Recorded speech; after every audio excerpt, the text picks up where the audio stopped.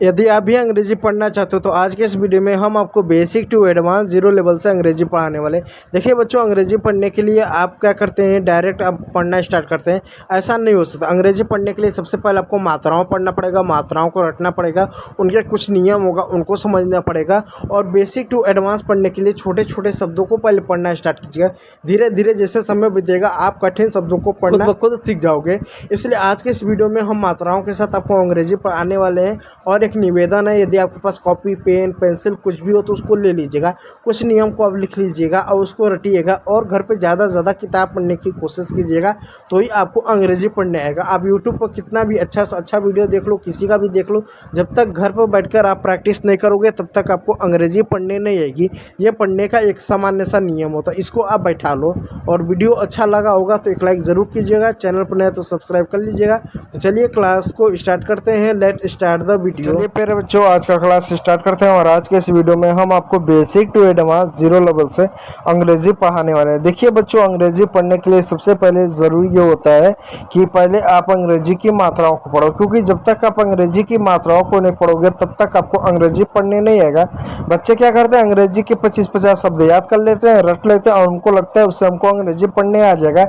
ऐसा नहीं होने वाला मेरे भाई। अगर ऐसा होने वाला होता ना तो रटने से सब कुछ हो जाता है, लेकिन कुछ चीज़ें रटना नहीं पड़ता, कुछ चीज़ें समझना पड़ता है। अब जैसे मैथ ले लो, मैथ क्या रटने से आता, क्या पहाड़ा पर रट सकते हो, फार्मूले रट सकते हो, लेकिन लगाने का तरीका समझना पड़ता है। वैसा ही अंग्रेजी में कुछ नियम होता है, जब तक आप समझोगे नहीं तब तक आपको अंग्रेजी बोलने नहीं आएगा।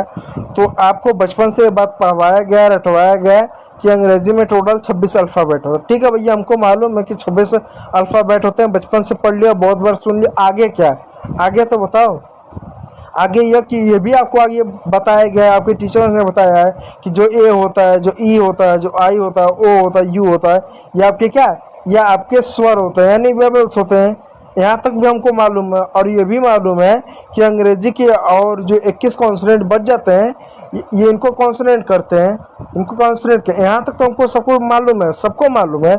कोई प्रॉब्लम तो नहीं है कि अंग्रेजी में 26 से लेटर्स होते हैं, जिसमें से 5 हमारे वाल्स होते हैं जिनको हम स्वर बोलते हैं और 21 हमारे क्या, कॉन्सोनेंट्स होते हैं। अब जरा ध्यान दीजिएगा, अंग्रेजी का छोटा से छोटा शब्द ले लो, बड़ा सा बड़ा शब्द ले लो, कैसा भी शब्द ले लो, आपको ऐसा शब्द नहीं मिलेगा जिसमें मात्रा ना हो। एक मात्रा हो सकता है, 2 मात्रा हो सकता है, 5 मात्रा हो सकता है, 10 मात्रा हो सकता है, लेकिन बिना मात्राओं का कोई भी शब्द नहीं होगा। और ऐसा नहीं होगा कि आपको अंग्रेजी का कोई शब्द मिलेगा जिसमें सिर्फ मात्रा है, कॉन्सोनेंट है ही नहीं, मात्रा होगा।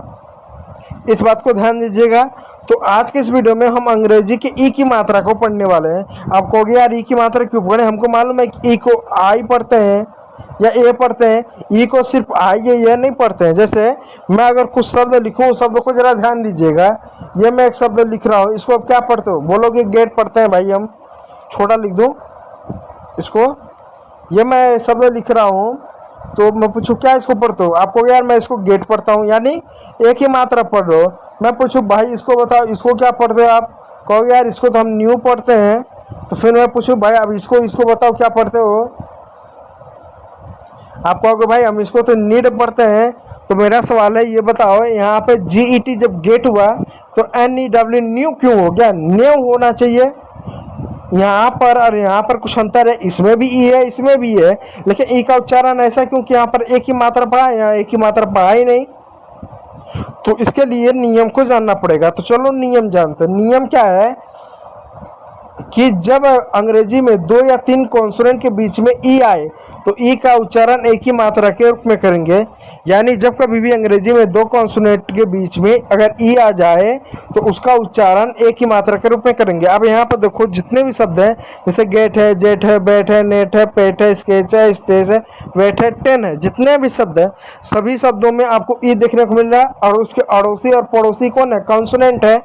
तो यहाँ पर एक उच्चारण, जैसे एक शब्द है TEN, इसको हमने 10 पढ़ा। क्यों 10 पढ़ा, कारण टी का हिंदी क्या होगा, ट होगा, एन का हिंदी क्या होगा, न होगा, और ई की मात्रा हमने लगा दिया, हो गया 10। हमने ई की मात्रा ही क्यों लगाया, क्योंकि ई के बगल में क्या कॉन्सोनेंट है, ई के बगल में क्या कॉन्सोनेंट है। यानी अगर ई 2 या 3 कॉन्सोनेंट के बीच में आए तो हमेशा एक उच्चारण होगा। जैसे यहाँ पे एक शब्द है जेट, तो हमने इसको जेट क्यों पढ़ा, क्यों, क्योंकि यहाँ पर 2 कॉन्सोनेंट के बीच में आया, इसलिए JET जेट हो गया हमारा। फिर आप पूछोगे NEW ये न्यू क्यों हुआ, ये भी तो न्यू होना चाहिए, नहीं ये न्यू होगा, क्यों होगा? इसके लिए हम आपको 8वां नियम पढ़ना पड़ेगा तो आपको पता चलेगा। तो 8वां नियम आज के वीडियो में पढ़ाऊंगा नहीं, इसलिए चैनल को सब्सक्राइब करके रख लेना। जब 8वां नियम पे और चलेंगे तो मैं आपको बताऊंगा। अभी बस इतना जानो एक एक नियम को। जैसे NET नेट है, नेट मीन्स होता है जाल। तो अब क्या हुआ, एन का न पढ़ेंगे और ई का ए पढ़ेंगे और टी का ट पढ़ेंगे, नेट हो गया। ठीक है, इतना समझ में आया? आप कहोगे इसका क्या, इसमें तो इतने भारी भरकम मात्रा दिख रहा है, इसको स्केच क्यों पाया? देखो स्केच क्यों उसको पाया, देखो एक बात बताता हूँ, कभी अंग्रेजी में TCH आए, कभी भी अंग्रेजी के किसी भी शब्द में TCH आए तो उसमें हमेशा टी साइलेंट होता है, टी हमेशा साइलेंट होगा, CH को हम सिर्फ हमेशा च पढ़ेंगे। इस बात को ध्यान दीजिएगा, अपने दिमाग में बैठा लीजिएगा। और दूसरी बात ये ध्यान दीजिएगा, जब कभी भी अंग्रेजी के किसी भी शब्द में जब एस के आए, क्या एस और के आए, एस के आए तो वहाँ पर क्या हम करते हैं, एस के आए तो जब कभी भी एस का मतलब, जब कभी अंग्रेजी के शब्दों में दो कॉन्सोनेंट एक साथ हो तो पहले वाले कॉन्सोनेंट को आधा लिखते हैं। जैसे अगर आपको MP मिल गया, RS मिल गया, कभी भी दो कॉन्सोनेंट अगर आपको एक साथ देखने को मिले तो इनमें से पहले वाले कॉन्सोनेंट को हमेशा क्या करते हैं, हम हमेशा आधा पढ़ते हैं। इस बात को ध्यान दीजिएगा। तो एस का हिंदी क्या होगा, स होगा, के का हिंदी क्या होगा, क होगा। तो आधा स ऐसे लिखेंगे, तो आधा हमने स लिख दिया, फिर आधा हमने क लिख दिया, एस भी खत्म हो गया, के भी खत्म हो गया, ई को हमने एक ही मात्रा लिख दिया और TCH को सिर्फ च लिखते हैं, टी साइलेंट होता है तो च लिख दिया, हो गया स्केच।